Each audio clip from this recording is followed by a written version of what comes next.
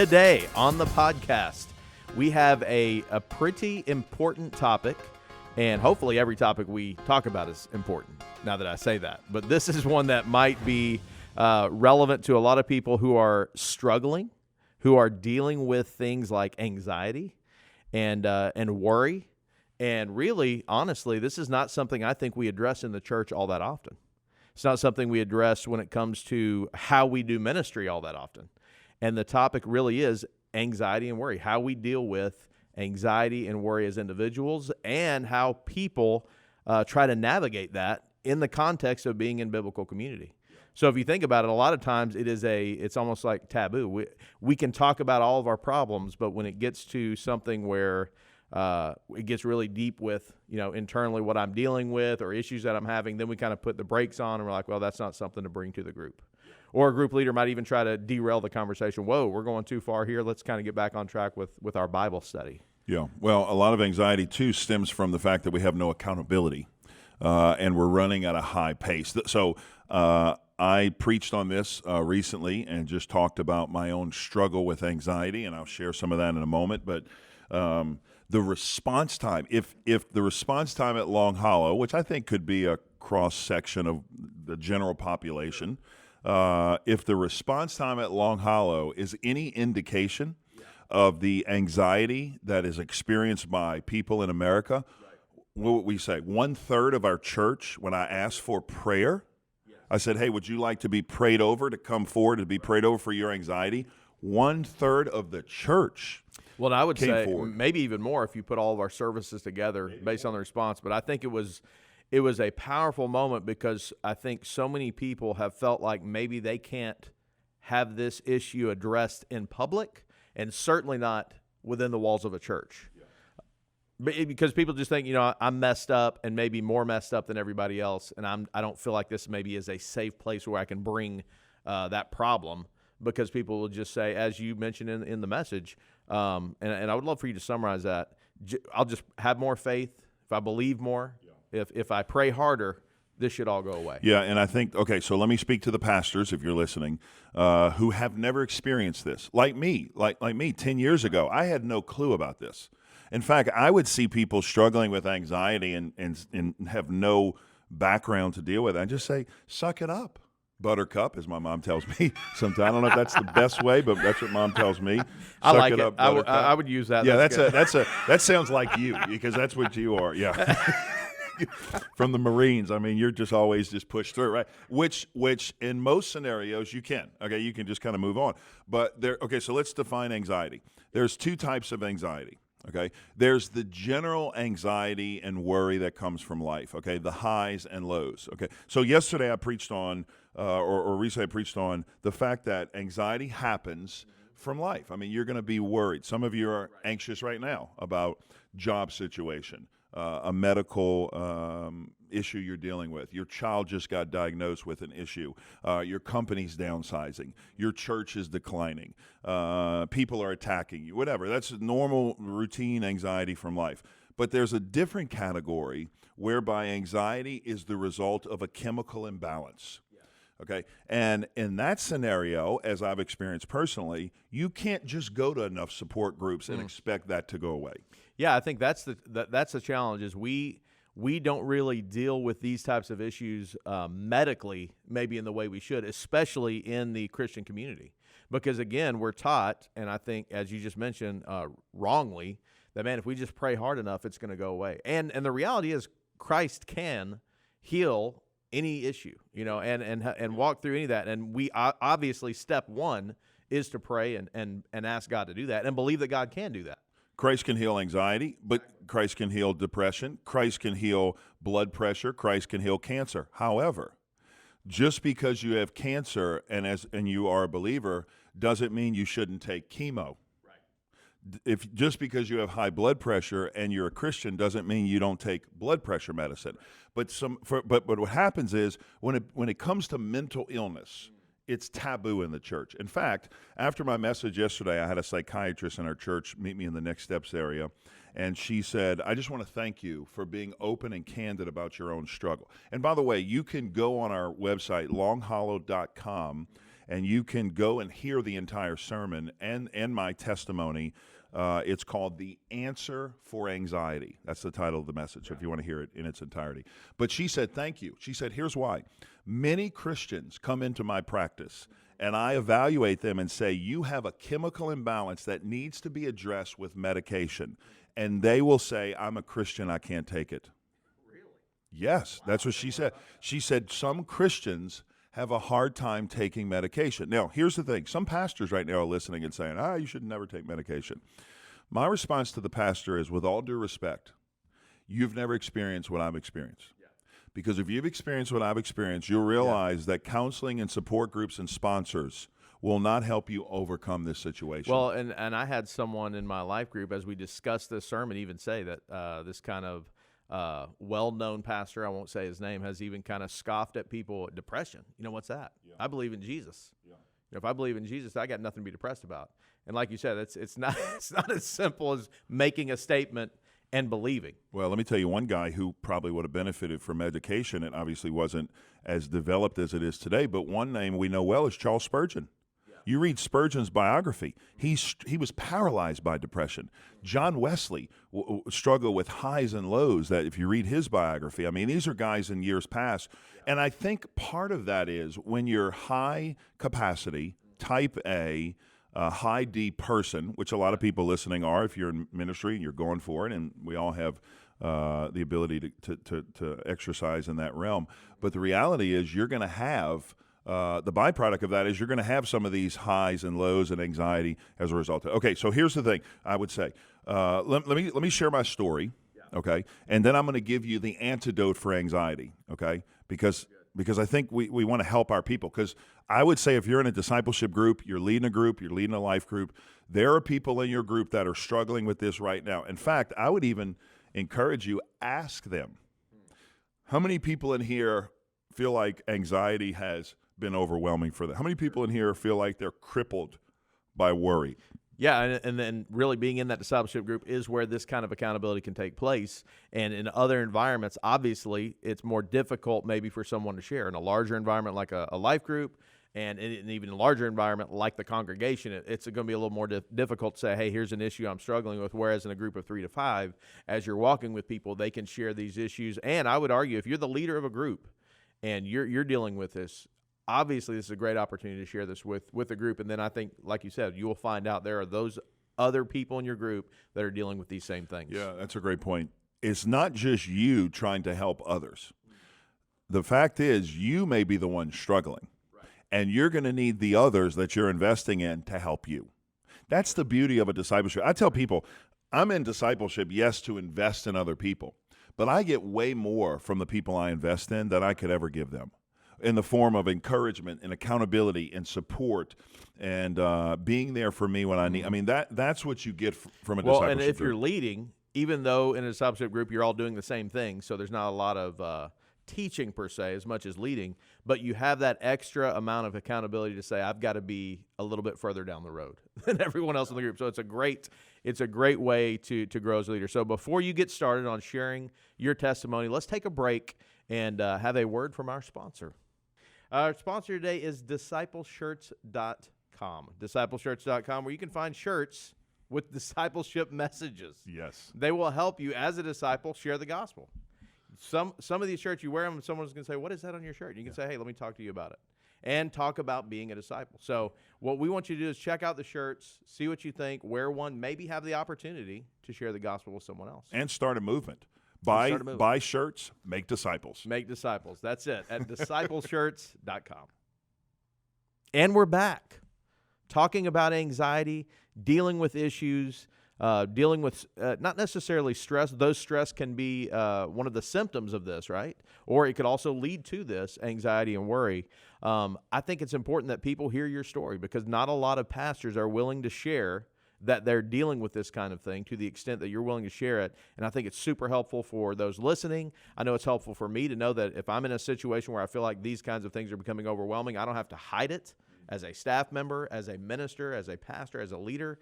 So go ahead, if you would, just share that same that story, that testimony of how this has impacted your life. Yeah. One of the reasons I'm doing this, and this is the first time I've ever done it publicly, I've shared it privately with friends and coworkers, but I've never done it publicly. And one of the reasons I'm doing this is I want you to see that it's okay to not be okay in the church. Yeah. Like in the church, we put on this We're all facade. perfect. Yeah. Hey, how's your life? I'm great. Everything's good. But all of us are struggling with something. Yes. Okay. And I want to share my story with you and be open about mine so that you would be open and admit that you have struggles as well. So it started in 2012. I had just come off of a very busy year in 2011, and this will play into why I think it happened. But 2012, it started around February. Candy and I went out to the mall after a date night. You know, my wife loves to shop. I don't know if those listening have wives like to shop, but my wife, what do we do for fun? We walk around the mall. Okay, so there we were, walking around the mall, and all of a sudden Did you go by Auntie Anne's and get a pretzel? That's the only reason I go to the mall. Really? You like Auntie Anne's? I love those pretzels. Yeah, those pretzels are pretty good. I like the the cinnamon. American cookie cake. American cookie cake's good too. Yeah. The double doozy. I get an American cookie cake just because. I don't even have to get. I don't even have to be a birthday. I will give this little insight. Once Okay. I was over at your house and you pulled out a giant cake. Yes. And I thought, what's this for? And you said, I just wanted a slice, but I had to buy the whole thing. Yeah, that's true. Now that may be true. Okay. But anyway, you're walking Okay. around the mall. Walking around the mall. 2012 I'm with not at Candy. Auntie Anne's. I'm not at the American cookie cake. I am walking at the mall, and I feel this feeling of being overwhelmed. My hand starts to go numb. My left arm starts to go numb. I start to hear sounds at a decibel that's louder than normal, and the lights just become blinding. I thought I was going to pass out. So I said, Candy, go get me a Coke. I thought it was a blood sugar issue, so I drank a Coke, and I felt better. Thought it was nothing. 2 or 3 days later, I go back with my staff to the mall. We'd go to eat sometimes there, and it happens again. I have to sit down. I think I'm going to pass out. I grab onto the table, and they say, Pastor, you have got to go to the doctor. Yeah. So I go to the doctor, and this starts about a 2-month journey where I am going through test after test, EKG, echocardiogram. I have a ultrasound test done. I have the coveted stress test, which if you know anything about that. I've actually had the stress test Oh before. my gosh. It's so stressful. I don't know how people make it. It through lives this. up to the name. Oh, it does live up to the name. Stress test. All of those came back normal. Like they're saying everything's fine. Then I go, the doctor had the foresight to put a Holter monitor on my heart. Now, what was happening at this point is they thought I had a heart issue. So they're putting me on blood pressure medicine and blood thinner medicine. And if you've ever, those listening know, if you've ever been on that, you're falling apart because you're mentally not right, your heart's not right. And I literally felt like I was coming unglued at the seams. I thought I was going to pass out on Sunday morning preaching from the platform mid-sermon. I would joke with Candy and I'd say, Candy, here's the thing. I could pass out because I don't know when it's going to happen. And if I pass out, I'm going to face plant off of 7 steps right on the ground. The good news is they will capture that on video and it may go viral. I was going to say, the thing you're worried about is it being shared on social media. Right. Well, it's going to not be even the fact that you're going to bust your head, but the fact that that's going to be seen over and over again, which I will admit I probably will I'd watch it. I'd watch it too. But the reality is I would have been the laughing stock because here's this pastor. But anyway, so we had to laugh because it was overwhelming. And I just didn't have answers. And you know what I'm talking about because some of you have been there. If you don't know what the problem is, I would rather it be something than not know, okay? So we did the Holter monitor, which is a monitor of my heart. It caught a dip in my blood pressure, my heartbeat, and my heart rate dropped to 18 beats a minute. The doctor said he was convinced. Yeah, he was convinced the lead had fallen off. What that means, he said, was your heart wasn't beating for 7 to 8 seconds at a time. So I went in for an arteriogram where they go in and they shoot a dye into your heart. That came back normal, and he said, your problem is you need a pacemaker. I'm 35 years old. Pacemaker? What are you talking about? So I get the pacemaker put in, and I thought I was healed. Well, and just real quick, most people think when they hear that you have a pacemaker and know your testimony, like this had something to do with the drugs and the past, but this was unrelated. The doctor said to that. clarify, He said, no, this is a genetic issue. I thought it was the drugs. He said, Yeah. no, this is a genetic issue. It's called a heart block.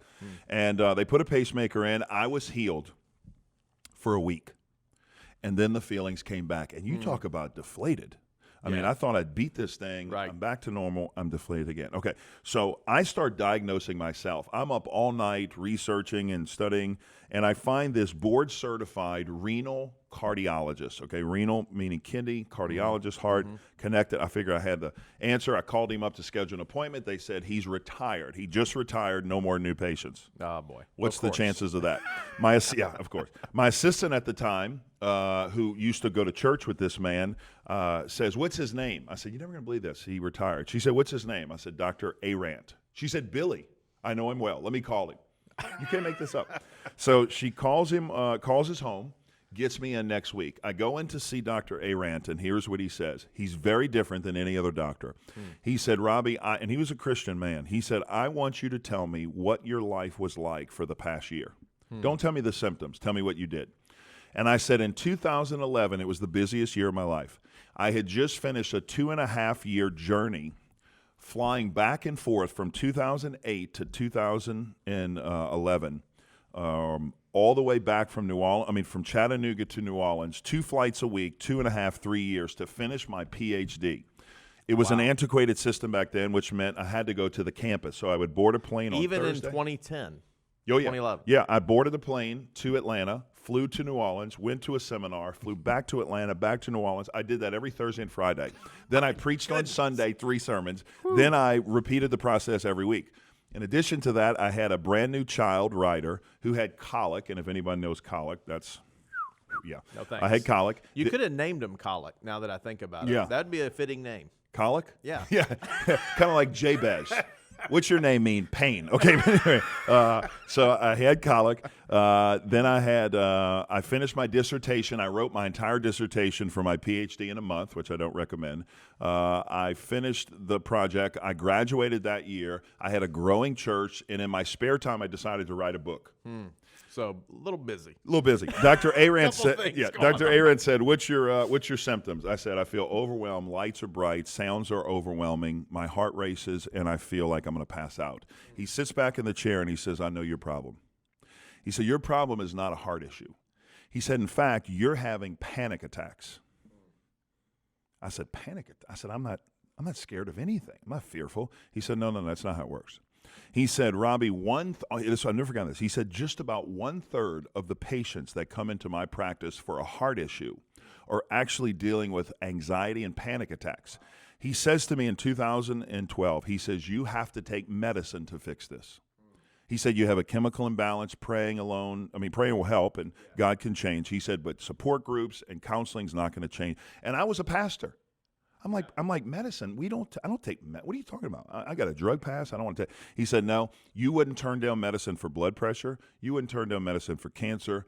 Why would you turn it down here? Okay, so I hesitantly took the medicine. And Chris, I'm telling you, within 2 months, my whole life changed. It took a little while, but my whole life changed, and I got my life back. And here's when I realized. I didn't realize how bad I felt until I experienced normacy. For years, I'd felt so bad and didn't realize it.